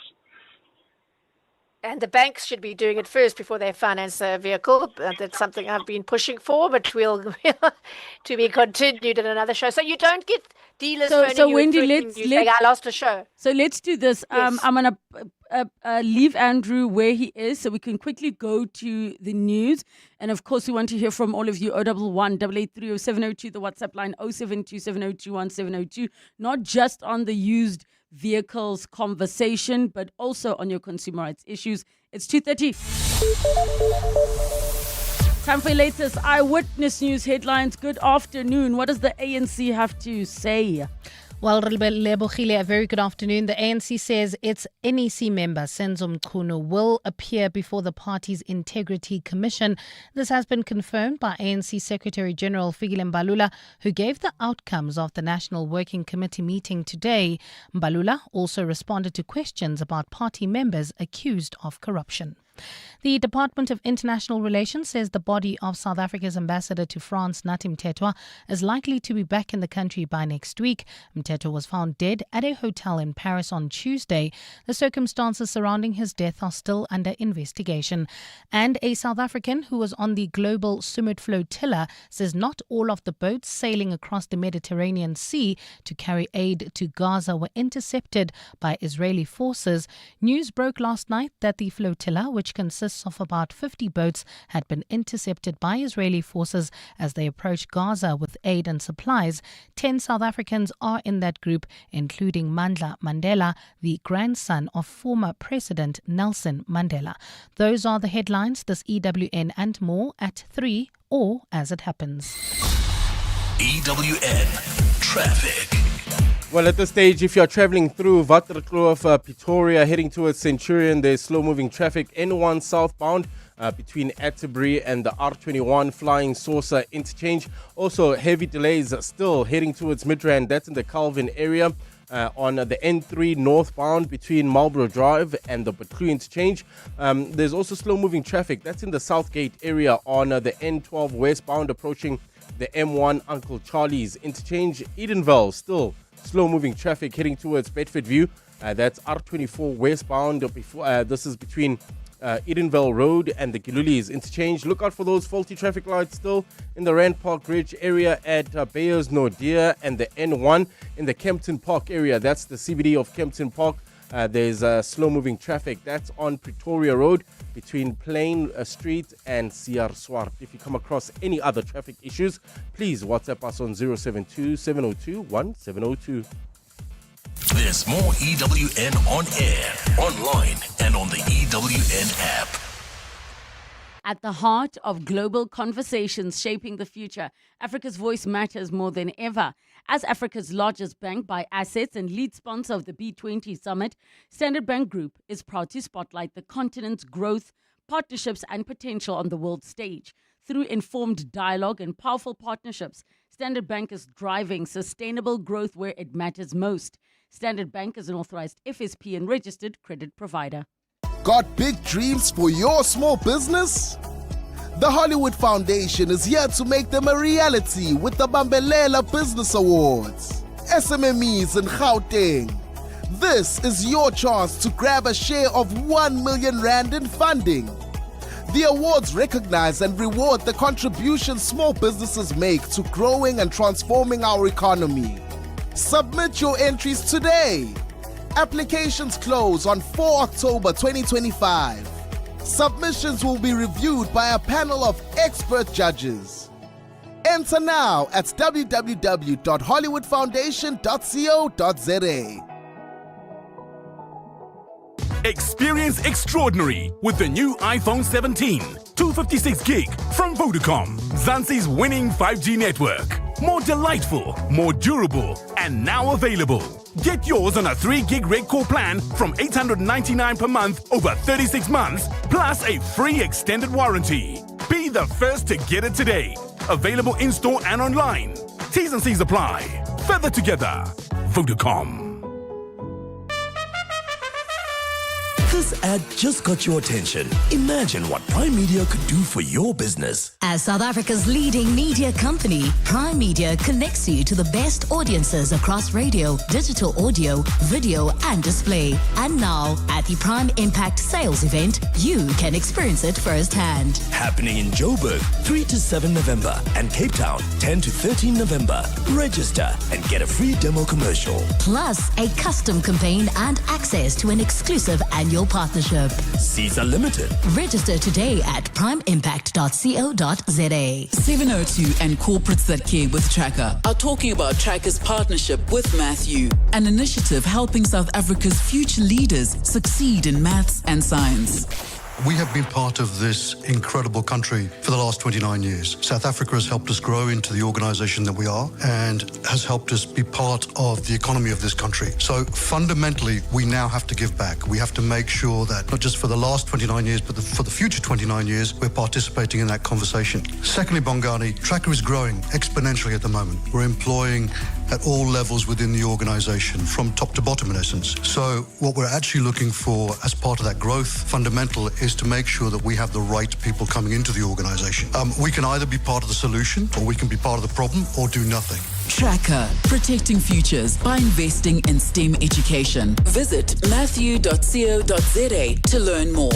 702, let's walk the talk.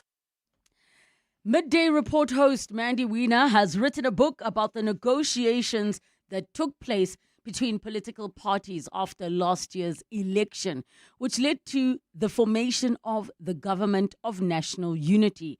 Her new book is called The Deal, and 702 invites you to the book launch. Clement Manyatela will be interviewing Mandy about her book on his show on Wednesday, the 8th of October at 10 a.m. So to be part of the studio audience when Clement interviews Mandy about this book, send an email to contact@702.co.za to reserve your seat. That's contact@702.co.za to be part of the studio audience for Clement's Mandy Wiener book launch interview. Next week on Wednesday at 10 a.m., 702, let's walk the talk.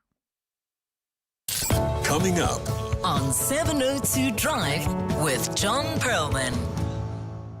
702 Drive with John Perlman will be coming up. Make sure from 3 to 6 p.m. you are there. Also, you will be able to share the story of your car, and you could also be winning 5,000 Rand with Stellantis and 702. 702. Nola Knows. We continue with our consumer rights feature, Nola Knows, first in South Africa. 011 883 0702 in the WhatsApp line 072 702 1702. A way that you are able to enter your VIN. And we don't say VIN number, because the N is for the number. Wendy's already clarified. And we still also have with us Andrew Travis, one of the owners of First Check. So Wendy, we pick up where we left off from. Yeah, I think just to give some listeners the kinds of things that are coming through in the reports on cars that look great, sound great in the listing. Andrew, could you share just one or two more, like really recent ones that have been produced the last week, say, 10 days? Recently Sorry, had a Andrew, can you popular- just start again? That's my fault. Can you start again, Andrew? Yes, certainly. Yes, thank you. Within the past 10 days, we had a very interesting one, which was a very popular SUV, 4x4 SUV that, judging by the accident history, we would be inclined to say that the vehicle had possibly been rolled twice, and it was stolen. That was Wow. one of them that was quite a highlight. Can I jump in there? Sorry, Certainly. Andrew. I know from looking at these reports myself and we featured a car, remember the Amoda Relebogile, where you see dents in the roof. You can pretty much assume that there's been a roll. What gave you the impression that that car had rolled twice? Was it just a complete dented tin can, or what was it? What was the evidence? The evidence was similar accident damage at very different mileages and dates. You know, the vehicle was, I think, Oh, in I see. 2012. Yeah, 2012 model. Typically, when it refers to interior, that would be airbags, and roof is a roof, and underbody damage, a left side, right side, front, back. So it's quite a significant accident. And then other vehicles, we see it, Wendy and listeners and 702 Studio, we see it all day, every day, unfortunately. You're very much echoing what Malcolm Cavey of View for You tells us when he joins us, and I'm hoping the message is sinking in with listeners that if you go to buy a used car and you don't do your checks, you are taking the biggest financial and emotional risk chance, because the financial is the one thing, but the drama that people go through when they buy a lemon is massive, and the impact on their lives and that of their families. So this is a serious issue for people who are in the market for a car. Anything else that stands out that in one particular case? We had Wendy, there's so many of them. It's a case of which one do I mention? While I'm talking online now, there will be reports that come through with extensive damage, and I'd like to reiterate that quite often the person that is selling the vehicle wouldn't even know about the accident damage. So based on that, at the beginning of your journey, we would highly recommend a first check report. 149 Rand. Like I said, you can buy a good cup of coffee and a chocolate or a sandwich for that. And if you're spending 200, 300, 400, 500,000 Rand on a vehicle, investing 2 minutes of your time and 149 Rand is a proper no-brainer. There's a WhatsApp that's come in, Wendy, from Ishmael, that says there should be a buy 8 car checks and get 10 checks. What is the benefit of a TransUnion report? Do you want to answer that, Andrew? Sorry, we've got a bit of a delay on the line. If that wasn't very clear, could you maybe repeat it? I'll repeat it for you. The question. There should be a buy 8 car checks and get 10 checks. What is the benefit of a TransUnion report from Ishmael? We have a wallet system where you can actually buy credits. So in other words, every time you run a report, you wouldn't need to enter your card details and pay 149 Rand. You could bulk it up and put in some of our customers put in 20,000 Rand, and they're drawing reports all day, every day. I wouldn't like to comment on a vendor's reports. Our data set is proprietary to us, and we would recommend that people use firstcheck.co.za. Thousands upon thousands and thousands of people are doing it, and it's not something that runs 8 to 5. It's 24/7 with an extensive reach. Does that answer the question? Can I ask? I hope so.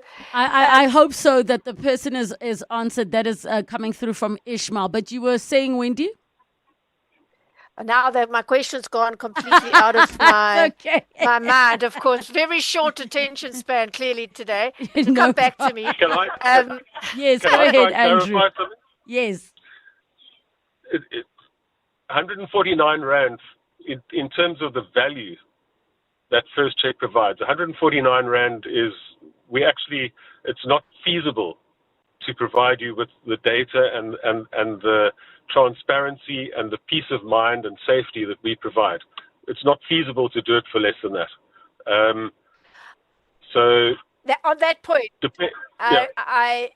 sorry to jump in. I am reminded of what I was going to comment on. You said sometimes the buyer doesn't know that there are problems with the car, and maybe Correct. If that's a private sale. But I, as a consumer journalist, do not believe that it is appropriate or feasible for someone who is in the business of selling cars, a dealership, big or small, to say we didn't know anymore. The information is out there. You're providing it. Other people are providing it.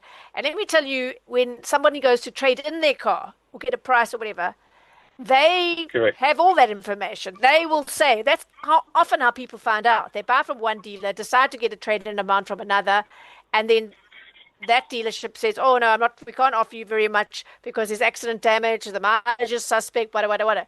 But when that same dealer goes to sell a car, suddenly they don't know.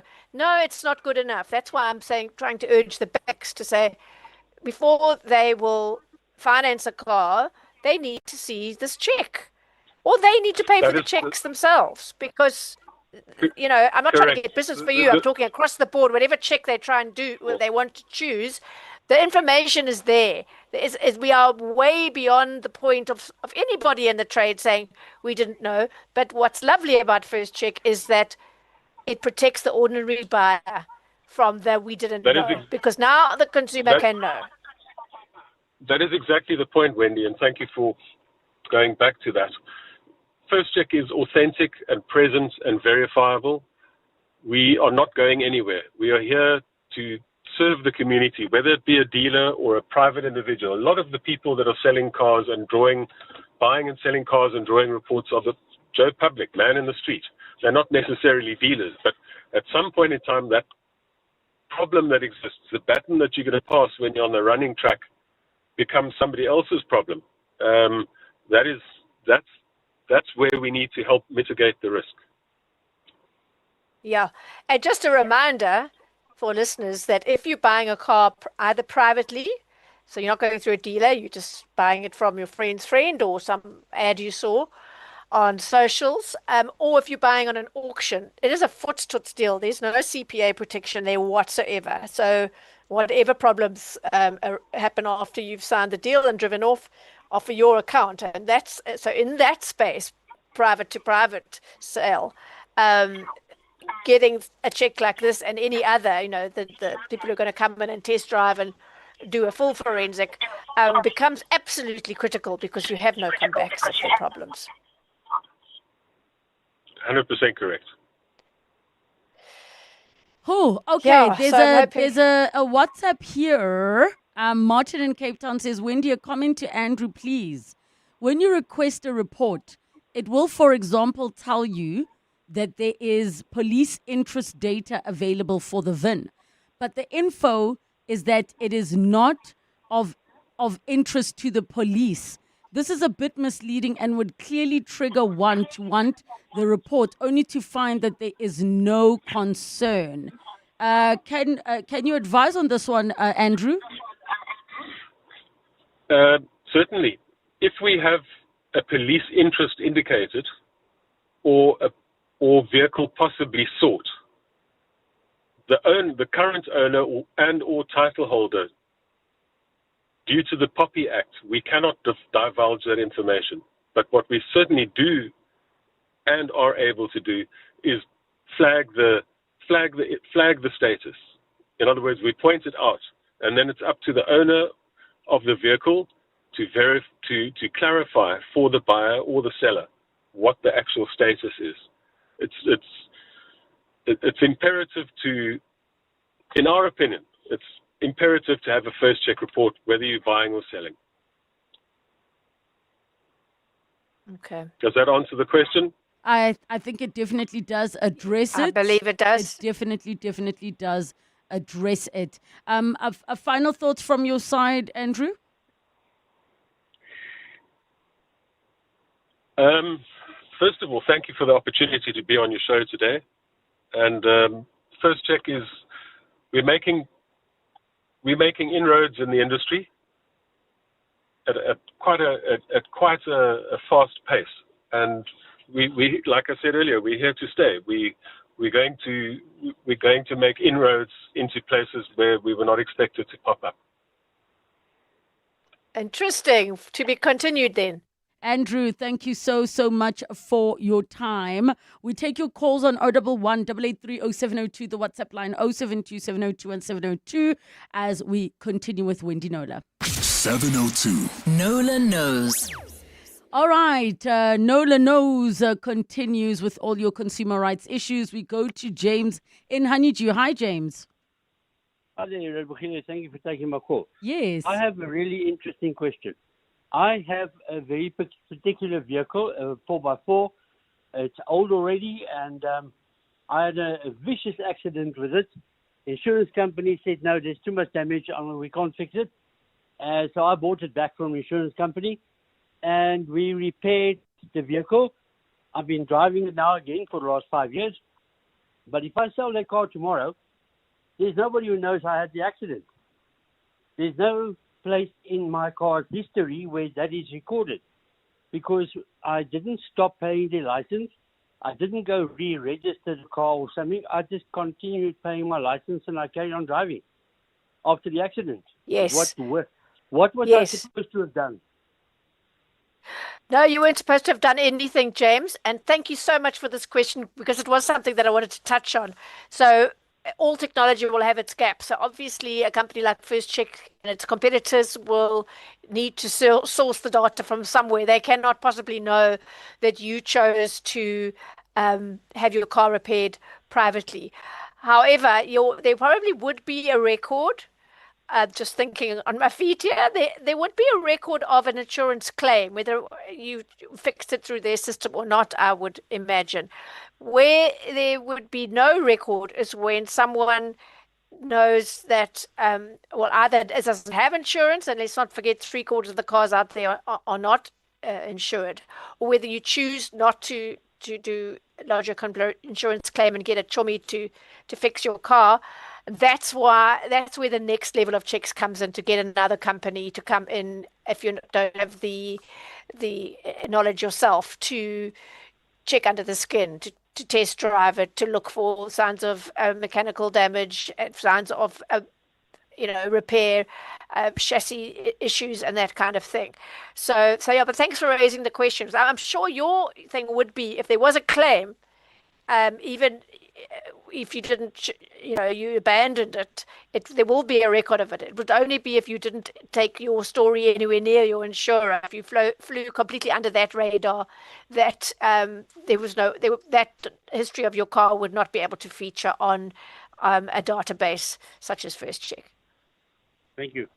All right. Thank you so much for that, James in Honeydew. Then there's an interesting one that says, "Good day. Please keep me anonymous for safety reasons. I took an Uber ride last Saturday and mistakenly left my home keys in the ride. I called the driver, who claimed to have found my house keys but didn't drop them off as promised.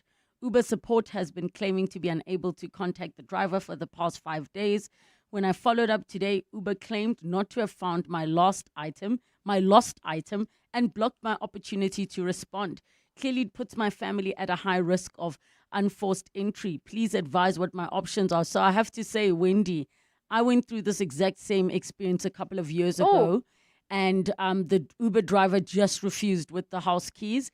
I had to change not just the house keys, the locks. not just the locks. Also, at the complex I was staying at, I had to change the gate, the code for the gate, and change everybody's remotes. And Uber did nothing. Yeah, it happened to me too. Very disappointing. I will say, Anonymous, if you have a short-term insurance policy, typically to cover your car and or household contents, particularly if you've got household contents, this kind of scenario will be covered. They will pay, obviously you'll have to pay in excess, but they will pay for the changing of the locks and everything else that goes with it, as Relebogile has just explained. So that would help you financially, but that's the only practical advice that we can give you, and that is to change your locks immediately. Because, apart from it, it's going to buy you peace of mind, if nothing else, even if they weren't intending to do anything with your keys. But the fact that they've responded, the driver and or Uber have responded as they have to something that's so safety critical, is not encouraging. So please do that as soon as possible. Can I just ask, Wendy, are you finding with the e-hailing services that some of these issues are recurring? I know that Bolt has not had the best reputation when it comes to safety and also just taking accountability. And then, of course, there's InDrive. I don't know which other ones I'm missing, but are you finding that they are improving when it comes to safety issues and holding drivers accountable? I can't with hand on heart say improving, But bear in mind that people don't write to me when they've had a good experience, where something like that's happened and the whatever has been returned to them immediately. I've had a good experience with that, where the goods were returned, but they weren't my house keys. But so my perception is a little bit skewed because I only hear the bad stories. What is a big problem is not with the riding, but with the food deliveries. People complaining bitterly that they make an order and the driver steals the meal and takes a picture of it. I think we've covered this on this show. Takes a picture of it outside their house, and then Uber says they side with the driver. And when I take up those cases, usually Uber will say, yeah, give me some sort of explanation and then refund the money. Because my point to them is, why are you, it's good back your riders, but you seem to be doing so without any investigation. That seems to be the default, which kind of encourages a driver to take a chance with somebody's meal, don't you think? If they know that Uber is going to back them no matter what the evidence is. So that is a particularly tricky one, and it's very unfortunate. So yeah, if the more cases I get, the better. If people are having this experience, I haven't covered it for probably 9 months. Send me your stories and I'll take a batch of them to Uber and let's update, the questioning in terms of what they're doing to combat this. All right. Very quickly, Thokozani Ntsakani, you've got an issue with the cell phone contract. Go ahead. Yes. Good afternoon, Relebogile, and good afternoon, Wendy. I took out a contract last year. In February. So at the time of the contract, it was sitting at 479. So I realized as the year goes by, I think around August or September, it went up to 489. And then sometime this year, when I check it currently as it is, I'm now paying 499 rand.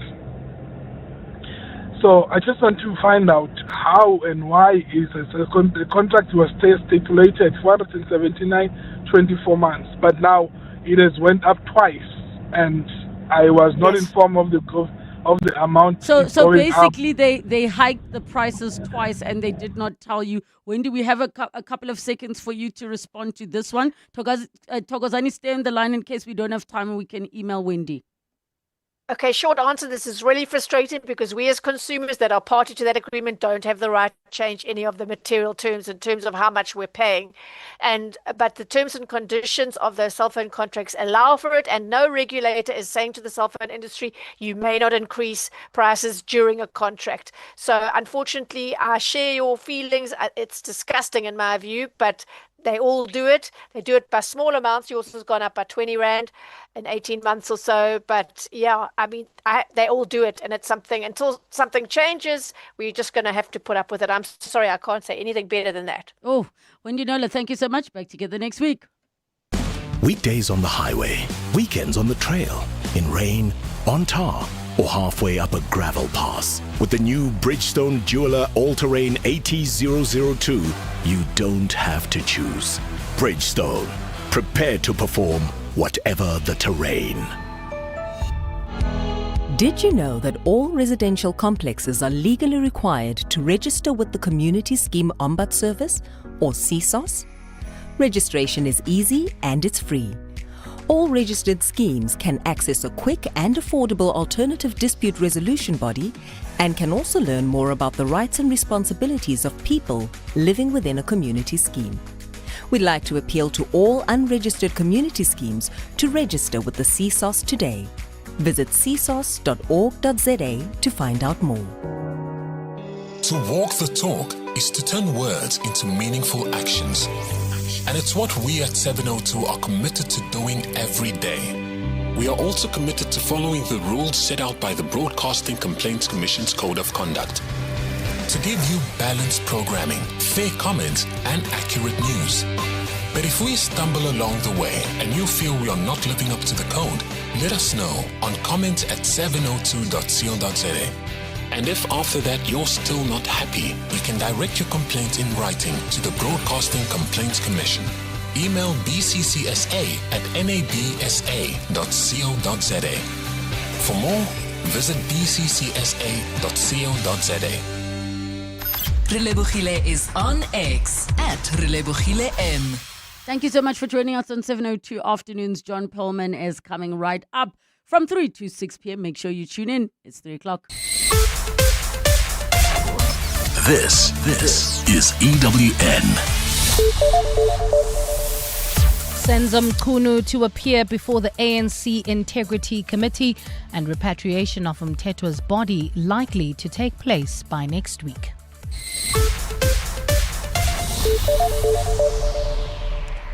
Good afternoon, I'm Bali Dlamini. The ANC says its NEC members